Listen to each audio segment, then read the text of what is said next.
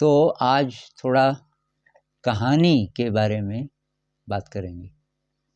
ऐसा क्या है कहानी में कि बच्चों से लेके बूढ़ों तक कहानी सबको अच्छी लगती है, लेकिन शिक्षा से जुड़े हुए जितने लोग हैं शायद वो इसका फ़ायदा नहीं उठा पाए, क्योंकि जो किताबें लिखी जाती हैं अगर कहानी के रूप में लिखी हों, इतिहास हो, भूगोल हो, कुछ भी हो, तो बहुत रोचक होगा, बहुत याद रहेगा बच्चों को।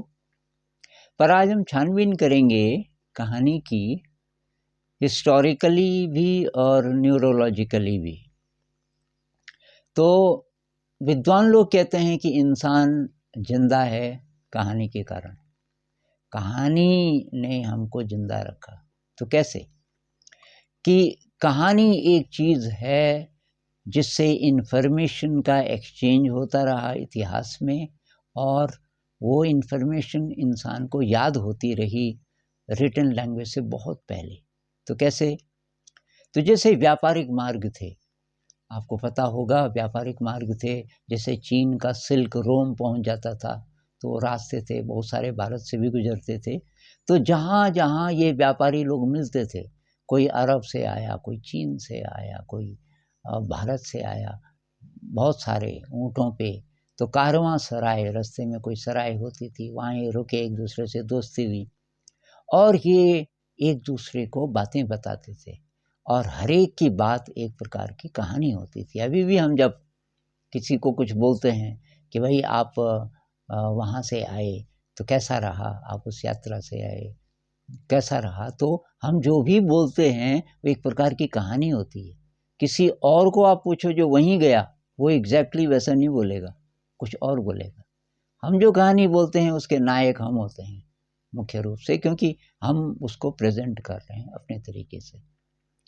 तो क्योंकि कहानी है तो उसमें दो चीज़ें होती हैं, एक तो इन्फॉर्मेशन, घटनाएं, और एक होती है उसमें फीलिंग, जो इमोशन है। तो ब्रेन के दोनों हिस्से काम कर रहे हैं, लेफ्ट ब्रेन और राइट ब्रेन, ये जो दोनों काम कर रहे हैं। एक है रैशनल एनालिटिकल, जो फैक्ट्स वगैरह को पकड़ता है, उसको सीक्वेंस में रखता है। दूसरा है इमोशन वाला। और ये दोनों ब्रेन के हिस्से जब काम कर रहे होते हैं तो ये बीच में जो ब्रिज है, जिसको कॉर्पस कैलोसम कहते हैं, ये मजबूत होता जाता है। यानी कहानी हमारे ब्रेन को एनलार्ज करती है और हमारे ब्रेन को ज़्यादा इंटेलिजेंट बनाती है। तो ये तो इन्फॉर्मेशन का ट्रांसफ़र होता रहता था इतिहास में, और वो याद भी रहता था। तो हमारा जो ब्रेन है वो कुदरत ने ऐसा डिज़ाइन किया हुआ है कि वो क्रिएटिव है और उसको कहानी पसंद है, क्योंकि हर कहानी एक क्रिएशन है, उसमें क्रिएटिविटी बहुत ज़्यादा है। तो इसका एक उदाहरण लेते हैं। मैं देख रहा था, कहानी के बारे में थोड़ा छानबीन कर रहा था कि न्यूरोलॉजिस्ट क्या क्या बोलते हैं। तो वो लोग ये कहते हैं कि कहानी में 3 चीज़ों का ध्यान रखना पड़ेगा, मतलब होता है, ये 3 चीज़ें होती हैं अच्छी कहानी में। एक तो अटेंशन, उसका प्रेजेंटेशन ऐसा होता है कि अटेंशन का मतलब है कि ध्यान उस तरफ चला जाए, कहानीकार इस ढंग से बोलता है। एम्पैथी का मतलब है कि उसके साथ हमारी फीलिंग्स जुड़ जाती हैं।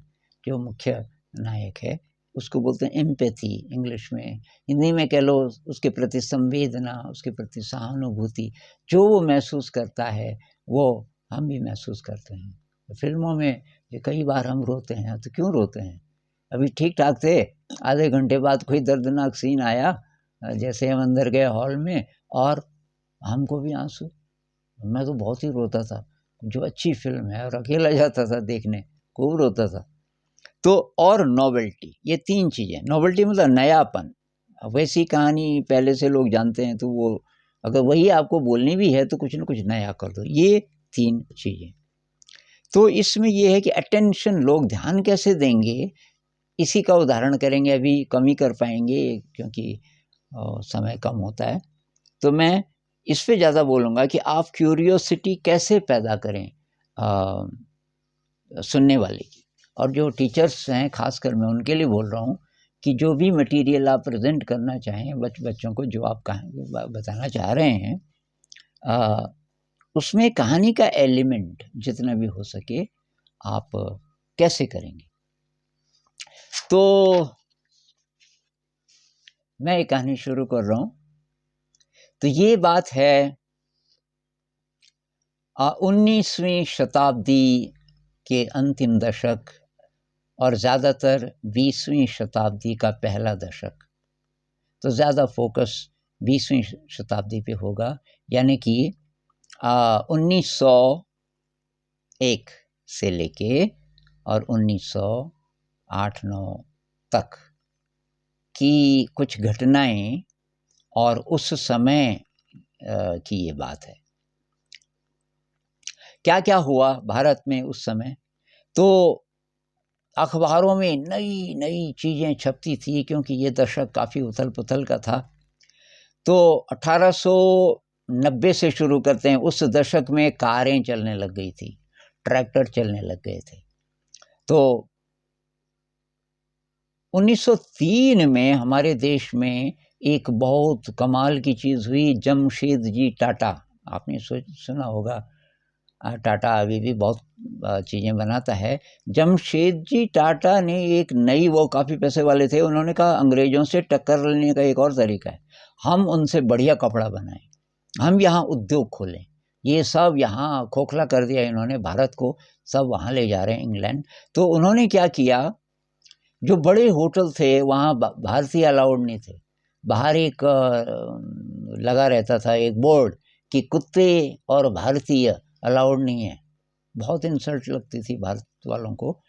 तो जमशेद जी टाटा ने 1903 में ताजमहल होटल शुरू किया, भव्य होटल, और मुख्य रूप से भारतीयों के लिए कि भाई तुम यहाँ आओ, ये किसी भी अंग्रेज़ों के होटल से ज़्यादा अच्छा है। दूसरा उन्होंने क्या किया, 1909 में इंडियन इंस्टीट्यूट ऑफ साइंस, मतलब इसकी शुरुआत कर दी थी वैसे उनके जो बेटे थे दोराब जी टाटा, तो आगे उन्होंने ये काम बढ़ाया। इंडियन इंस्टीट्यूट ऑफ साइंस अभी भी है, बहुत कमाल का इंस्टीट्यूट।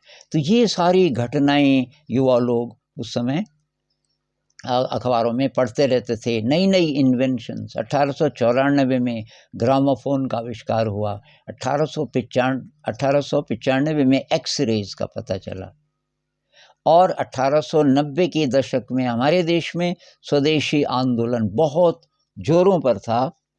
और उस ज़माने में मद्रास प्रेसिडेंसी होता था।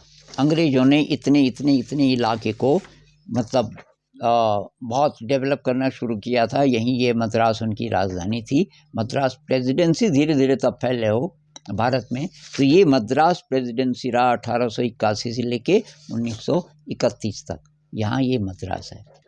और ये मैप एक मुझे मिला 1901 में, रेलवे लाइनों का इतना जाल, ये जो लाल लाल लाल लाल है, ये अंग्रेज़ों ने इतनी ज़्यादा रेलवे लाइन बिछा दी थी। उससे पहले थोड़ा बहुत ईस्ट इंडिया कंपनी ने, ये जो नीला नीला है, बहुत कम, इतना उन्होंने भी किया, लेकिन बाद में ये इतना ज़्यादा रेल, ये क्यों, ताकि रिसोर्सेज बहुत अंदर से, कहीं कोयला है, कहीं कुछ, और कपास तो था ही, इन सब चीज़ों को भारत को खंगाल दो पूरा और अपने देश में ले जाओ। तो इनके विरोध में आंदोलन शुरू हो चुका था, स्वदेशी आंदोलन शुरू हो चुका था। और इसमें गांधी जी तो बाद में आए, इसमें शुरुआत में दूसरे लोग थे, दादा भाई नौरोजी थे, गोपाल कृष्ण गोखले थे, बाल गंगाधर तिलक थे, मुख्य ये था। तो स्वदेशी आंदोलन बहुत जोरों पर था। और गांधी जी क्या कर रहे थे, वो थे उस समय साउथ अफ्रीका में। 1906 में गांधी जी ने वहाँ सत्याग्रह की शुरुआत की। वहाँ जो भारतीय थे और कुछ वहीं के भी थे, अफ्रीकन थे, तो उनके अधिकारों के लिए लड़ने के लिए, क्योंकि अंग्रेज लोग तो जुल्म करते थे, अंग्रेजों का ही था वहाँ भी दबदबा। अच्छा, तो इस सब के बीच एक लड़का था जिसको कुछ लेना देना नहीं था इन सब घटनाओं से। तो अब आप बताइए मैं किसके बारे में बोलने वाला हूँ। कई कई चीज़ें आपके दिमाग में आ रही होंगी। क्या ये इतिहास है? क्या ये विज्ञान के बारे में है? क्या ये गांधी जी के बारे में है? स्वदेशी आंदोलन के कई चीज़ें हो रही होंगी ना। तो मैं थोड़ा और बोलता हूँ। ये है जिज्ञासा। इस समय आपकी जिज्ञासा जग गई कि ये क्या होने वाला है। तो मद्रास से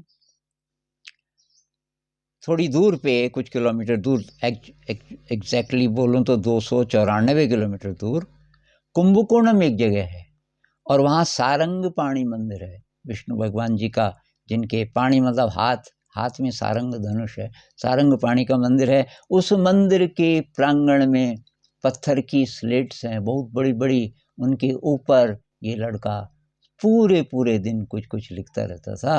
और जो लोग वहाँ आते थे वो बोलते थे भाई ये बच्चा कौन है। बच्चा नहीं, अभी 10 साल से बड़ा था।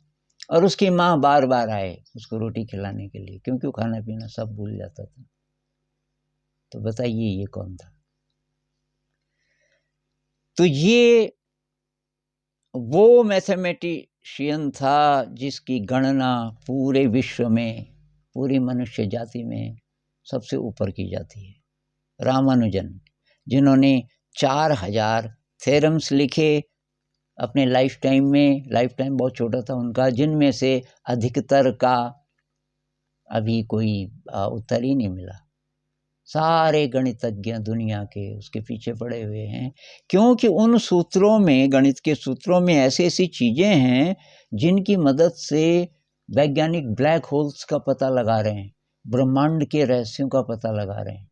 क्योंकि रामानुजन कहते थे कि ये जो ब्रह्मांड है इसकी असली भाषा गणित की है, वो पकड़ में आ जाए तो। और इनको पता कहाँ से चलता था? गणित के सवालों के उत्तर या नए थ्योरम्स की एक देवी आती थी और वो दीवार को रंग देती थी खून से, और उस खून के ऊपर वो आते थे सवाल। तो ये एक तरीका है किसी भी चीज़ को आप इंटरेस्टिंग बना सकते हैं, उसमें कुछ नई नई चीज़ें डाल सकते हैं। अब मान लीजिए कि आपके पास 1 घंटा हो, तो 1 घंटा हो तो अभी कितना, अभी 10 मिनट ही हुए होंगे शायद। तो आपने एक भूमिका बांध दी। अब आप और ज़्यादा डिटेल्स इसमें डाल के अब श्रीनिवास रामानुजन के बारे में तब आप बता सकते हैं, उनकी जीवनी के बारे में इत्यादि। और वहाँ से आप गणित की अगर और चीज़ें करने वाले हैं तो ये इतना बैकग्राउंड हो सकता है। मान लीजिए 15-20 मिनट आपने ये बोला, रामानुजन जी के बारे में बोला, इसके बाद आप आइंस्टाइन पे चले गए, जो भी आप और चीज़ें करना चाह रहे हैं। तो ये एक छोटा सा डेमोन्स्ट्रेशन था कि स्टोरी, कहानी क्यों बहुत ज़्यादा महत्वपूर्ण होती है।